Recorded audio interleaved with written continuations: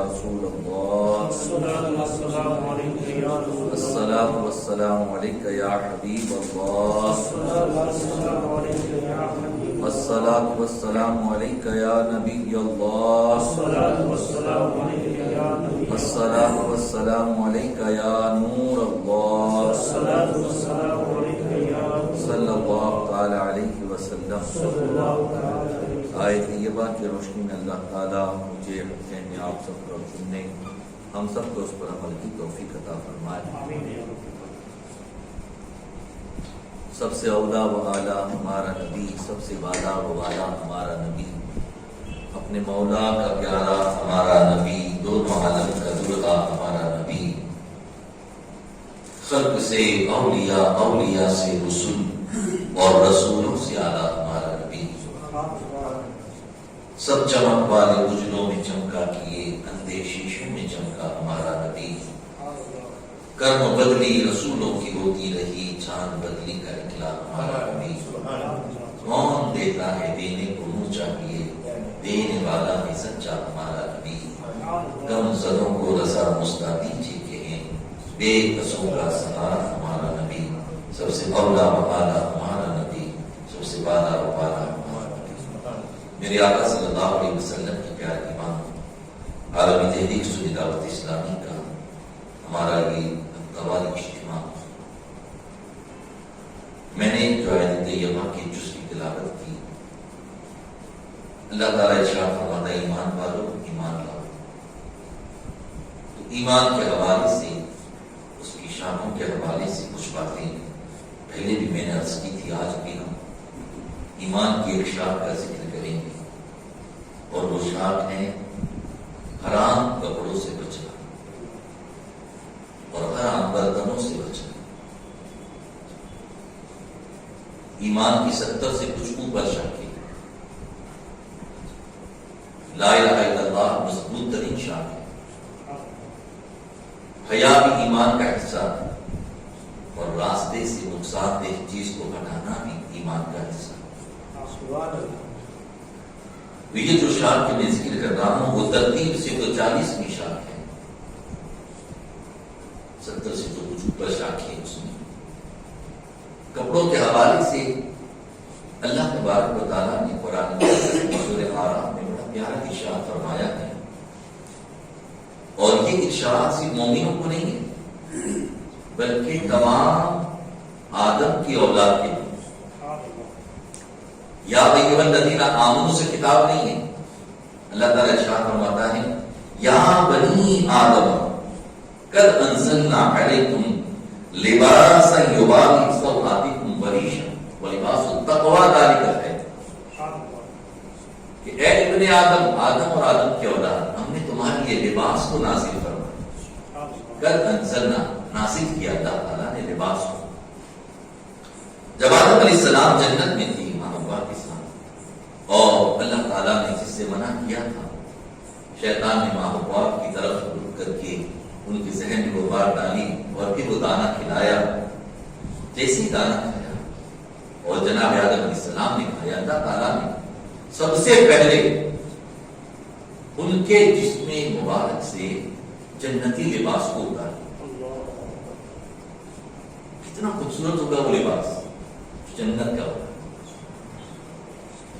تو جب آدم علیہ السلام اور ماں ابا کا لباس اتار لیا گیا تو وہاں بڑے درخت کے پتے تھے، ان سے انہوں نے اپنی شرم کی جگہ کو چھپایا.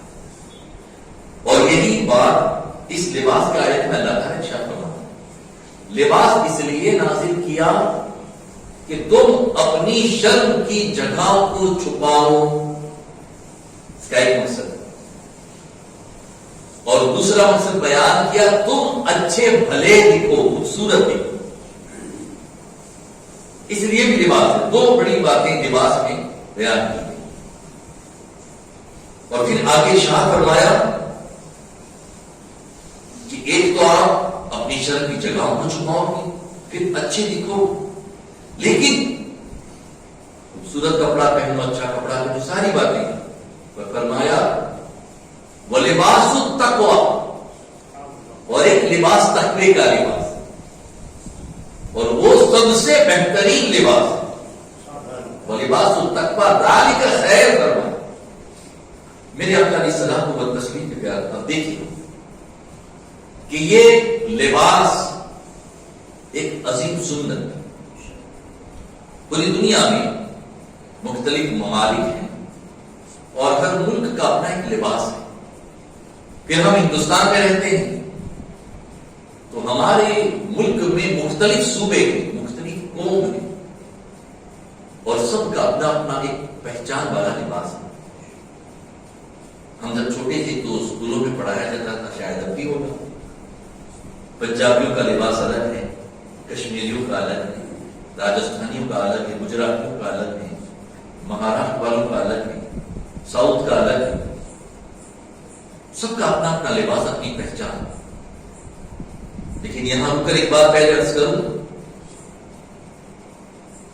کہ انگریزوں نے اپنے لباس پر اتنی محنت کی, اپنے طریقے کے کپڑوں کو لوگوں کو پہنانے میں فیشن کے نام پر, کہ ہندوستان ہو یا کوئی بھی ملک ہو, ہر جگہ انگریزی طریقے کے کپڑے پہنے جا رہے ہیں, ہر جگہ. اور ہر صوبے کی بات بھی نکل گئی. پینٹ شرٹ یہ کوئی ہندوستانی لباس نہیں ہے, یا بیرون کا ہے. انہوں نے اپنی تہذیب پر اتنی محنت کی کہ آج پوری دنیا میں رائج ہو گیا یہ لباس. یہاں تک کہ آج سے 25 سال پہلے میں آدیواسی علاقے میں گیا تھا. اس طرف علی راجپور جانے کے لیے آدیواسی علاقے سے جانا پڑتا, تو وہاں پر میں نے تراکی بھی پڑھائی تھی چھوٹا ادے پور میں 30 سال پہلے. آدیواسی علاقہ, آدیواسیوں کے کپڑے ہی نہیں ہے, وہ چھوٹا سا کچھ پہن لیتے ہیں, یہی ان کا لباس ہے مردوں کا. اس زمانے میں دیکھا تھا میں, ابھی جاتا ہوں اور دیکھتا ہوں تو وہ لوگ بھی پینٹ شرٹ پہنتے ہیں. تو ایک بات ذہن میں آتی ہے کہ یہود و نصارہ نے اپنی تہذیب کو دنیا میں رائج کرنے کے لیے اس قدر پلاننگ کیا کہ عام سے عام بھی اور خاص بھی اسی طرح کا لباس پہن رہے ہیں, اور اس میں لوگ فخر بھی محسوس کر رہے ہیں. لیکن سب سے بہترین لباس اگر کوئی ہے تو وہ سب سے بہترین خلقت میں آنے والے آقا کریم صلی اللہ علیہ وسلم کی سنت کا لباس. اس لیے کہ پوری کائنات میں حضور سے بہتر کوئی ہے ہی نہیں, جو ان کا لباس ہے وہی سب سے بہتر لباس.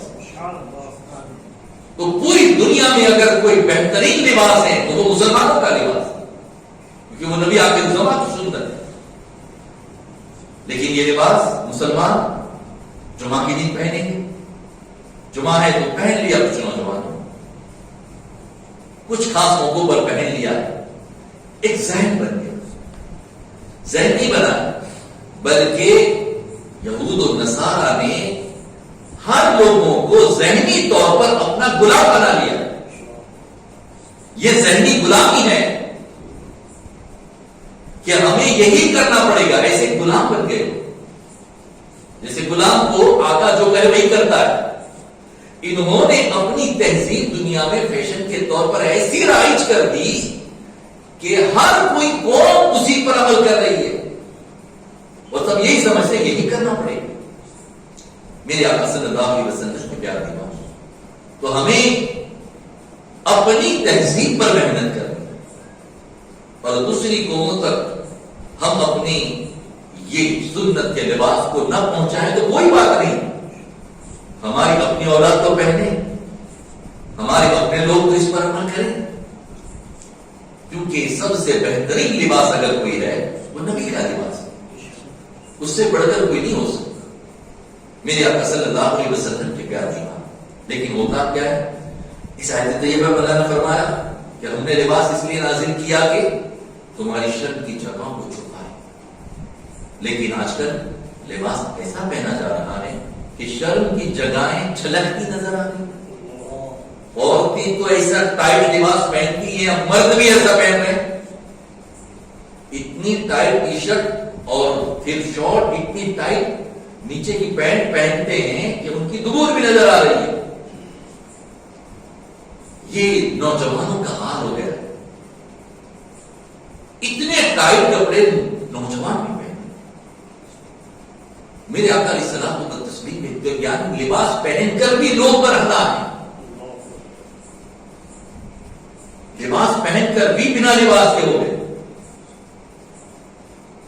اللہ تبارک و تعالیٰ نے جسم میں جو جگہیں چھپانے کی فرض قرار دی تھی, مردوں کے لیے ناک سے لے کر گھٹنوں کے نیچے تک, اور عورتوں کا پورا حصہ, پورا بدن, چہرے اور ہتھیلیاں اور پیر کے بچوں کو چھوڑ کر. لیکن مرد حضرات نوجوان ایسا ٹائٹ اور شارٹ لباس پہن کر مسجد میں آتے ہیں. آپ نے بھی دیکھا ہوگا کہ وہ جب رکوع کرتے ہیں تو پیچھے سے کھل جاتا ہے. شطر عورت کھل جائے گا تو شطر عورت تو نماز میں شرط ہے. اگر نماز کی شرط مکمل نہیں ہوئی تو نماز ہی نہیں. آئے تھے نماز پڑھنے, نماز ہوئی نہیں ہے, نماز نہیں ہوئی اور وقت چلا گیا تو نماز قضا ہو گئی. آئے تھے نیکی کرنے, لے کے گناہ جا رہے ہیں. سجدے میں تو اتنا زیادہ کھل جاتا ہے. کچھ مسجدوں میں نے دیکھا, پہلے تو ہماری ہر مسجد میں ٹوپی رکھتے تھے, لوگ ٹوپی بنا آتے تھے تو ٹوپیاں رکھتے تھے. اب شرٹ, اب وہ جبے بھی رکھتے ہیں تاکہ وہ لوگ پہن کر ہماری مسجد میں بھی ہیں, یہاں پر بھی اکثر مسجدوں میں اب رکھتے ہیں تاکہ وہ نوجوان جو ٹی شرٹ پہن کر آ رہے ہیں, کچھ بھی لکھا ہوا ہے ان کی ٹی شرٹوں پر, تو وہ پہنیں اور اچھے سے ان کی نماز. دوسروں کو فکر ہے, خود کو فکر نہیں کہ میری نماز صحیح. اور پھر ایسا جنس نکلا ہے جو پھٹا ہوا ہے, اور وہ فیشن اور مہنگا ہوتا ہے, سستا نہیں ہوتا. پھٹے ہوئے کپڑے کی کوئی قیمت نہیں ہوتی ہے, لیکن یہاں پھٹے ہوئے مہنگے خرید رہے ہیں, برانڈیڈ, جس میں سے جان کا حصہ نظر آ رہا ہے, جو مرنے کے بعد بھی کھولنے کا حکم نہیں. مسلمان اسے جیتے جی کھول کر. میت نہلاتے وقت دیکھا ہوگا, ستر پوش رکھتے ہیں, کھولتے نہیں ہیں نہلاتے وقت. وہ تو انتقال کر گیا نا, اس کا جسم کی کھل جائے تو کیا فرق پڑ رہا ہے, لیکن اسے بھی دیکھنے کا حکم نہیں ہے. وہی حصہ ہمارے نوجوان پیسے خرچ کے دکھا رہے ہیں. یہ حال ہے مسلمان. اے ایمان والو, مغربی تہذیب کے غلام نہ بنے, ہم غلام مصطفیٰ. آقا کریم صلی اللہ علیہ وسلم کا لباس اتنا پیارا ہے کہ یہ لباس پر عمل کریں گے اللہ ثواب عطا فرمائے. بڑی پیاری روایت ہے اور بڑی مشہور ہے. سمورہ بن جندب رضی اللہ عنہ سے روایت ہے کہ جب بندے مومن جمعہ کے دن غسل کرے, اچھا لباس پہنے, سنت والا, امامہ سجائیں, تیل لگائیں, عطر لگائیں, سرما لگائیں. اب یہ ہو گیا تیار. اب وہ جمعہ کے لیے نکلتا ہے تو اس کے ساتھ فرشتے چلتے ہیں. یہ سنت کا طریقہ ہے, یہ نبی کے لباس کی برکتیں ہیں کہ سنت والا لباس امامہ اور سب سجا کر نکلے تو ساتھ میں فرشتے چلتے ہیں. اور پھر اس کے بعد جمعہ کے لیے آ گئے, جہاں جگہ ملی وہاں بیٹھ گئے. 3 صفحے مکمل ہو چکی تھی تو چوتھی میں جگہ ملی وہیں بیٹھ جائیں. یہ نہیں کہ آپ دعا مسلمانوں کو فلاں کے ہوئے آ گیا, جو مقرر ہے وہ نماز پڑھ لیں, اور پھر جب نماز مکمل ہوگی اللہ گزشتہ جمعہ سے جمعہ تک کے اس کے گناہوں کو معاف فرمائے. میرے آقا علیہ السلام کو تسلیم کی پیار دیوانی, زرد برد والے اور ایسے لباسوں سے اپنے آپ کو بچائیں. اب پھر اور ایک بات بتاؤں, لباس صوفیہ کا لباس کیسا ہوتا ہے؟ وہ تو ایک چادر میں پوری زندگی گزار دیتے, ایک پیرہن میں پوری زندگی گزار دیتے. ان کے لباس میں پیمند پر پیمند لگے ہوتے, لیکن پھر بھی وہ معجز ہیں, پھر بھی ان کی عزتیں آج بھی اور قیامت تک اور بعد قیامت بھی برقرار رہے گی. کیوں آپ کو بتاؤں؟ سرکار غریب نواز رضی اللہ تعالیٰ ہندوستان تشریف لائے.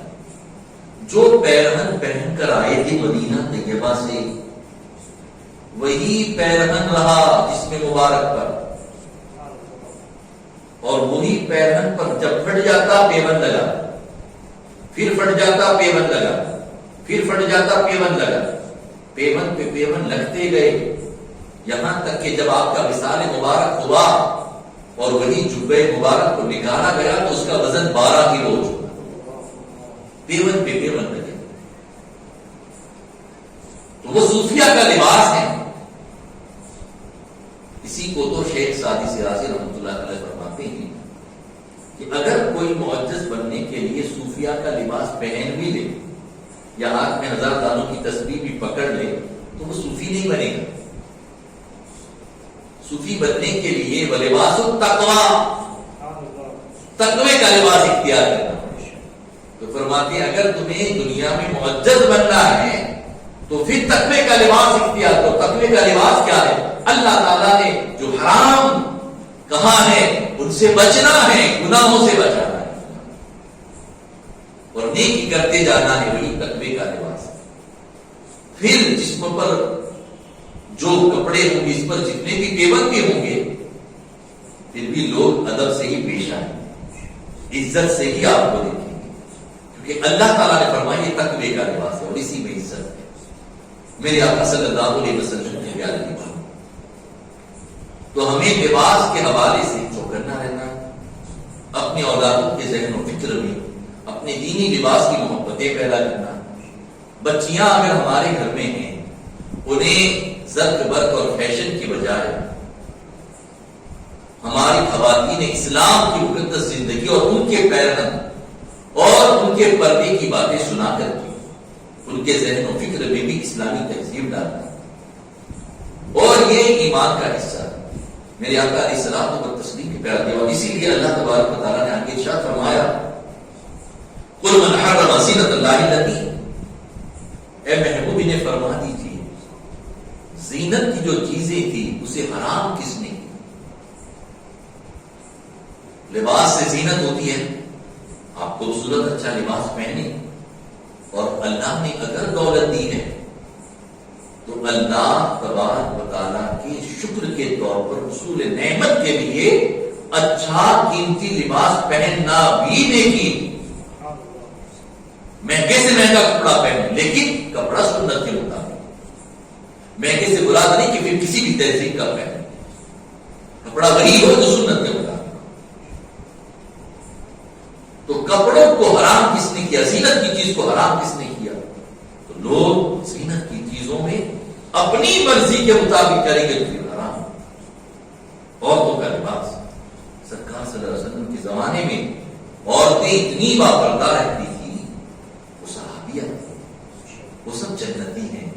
یقیناً ان کے عمل تو اتنے ہی پیارے ہیں کہ وہ راستے کے بیچ میں بھی نہیں چلتی, دیواروں کو لگ لگ کے چلتی, اتنی باپردہ کہ بیچ میں بھی نہیں آتی. اور موٹے کپڑے, کھلے کپڑے, تاکہ کچھ بھی نظر نہ آئے. آج کل تو ہماری خواتین جو پہنتی ہیں برقع بھی پہنتی تو اتنا ٹائٹ نکل گیا ہے اور اتنی فیشن اس میں آ گئی ہیں کہ مفتی نظام الدین صاحب قبلہ سے ایک بار سوال کیا تھا تو کہا تھا کہ وہ برقع ہے ہی نہیں جس میں فیشن ہو. اس کا کام ہے اس کی طرف توجہ نہ ہو, فیشن ہوگی تو توجہ ہو جائے. تو ان باتوں کو ہمیں خیال رکھنا ہے. میرے آقا صلی اللہ علیہ وسلم کے پیار دیوان جو نوجوان ہیں انہیں کوشش کرنی چاہیے کہ وہ ایسا لباس پہنے جب مسجد آئے تب, اور اس کا حکم بھی ہے. اللہ تعالیٰ نے مسجد آنے کا حکم بھی دیا ہے لباس کا. یہی سورہ اعراف میں آگے ارشاد فرماتا مولا یا بنی آدم خذوا زینتکم عند کل مسجد. اے آدم کی اولاد جب تو مسجد آئے تو زینت کر کے آؤ, بن سمر کر کے آؤ, اچھا لباس پہن کر. یہ نہیں کہ مسجد آئے تو نائٹ ڈریس پہن کر آئیں، پھر کہیں جائیں گے تو اچھے لباس پہن کر جائیں۔ اللہ کے گھر میں آئیں تو اچھا لباس۔ صوفیہ اس آیت کی تفسیر میں یوں فرماتے ہیں کہ اس کا مطلب یہ ہے جو تو ولیمے کی دعوت میں کپڑے پہن کر ولیمہ کھانے جاتا ہے، ایسے کپڑے پہن کر مسجد میں نماز پڑھنے کے، کیونکہ وہ یہ اللہ کا گھر، دوست کے گھر جاتے ہیں، شادی میں جاتے تو بد صبر کر جاتے ہیں، اللہ رب العزت مالک بے نیاز ہے، یہ اس کا گھر ہے، تو اس میں جب آئے تو بھی بد صبر کر کے آئے، اچھا بن کر۔ یا بنی آدم، اور ابن آدم کو کہا خذوا زینتکم عند کل مسجد، جب تو مسجد آئے تو بد صبر کر کے، کیسا لباس پہن کر مسجد نہ آ جائے، باپ بکرے مسجد نہ آ جائے، جب اللہ کے گھر میں آئے بہترین لباس پہن کر کے آئے، یا پھر اچھا لباس تو ہونا ہی چاہیے۔ میرے آقا صلی اللہ علیہ وسلم کے پیار کی بات، اور ہمارے بزرگوں نے اس پر عمل کیا ہے، یہ کر کے دکھایا۔ میں آپ کو ایک واقعہ بتاؤں۔ حضرت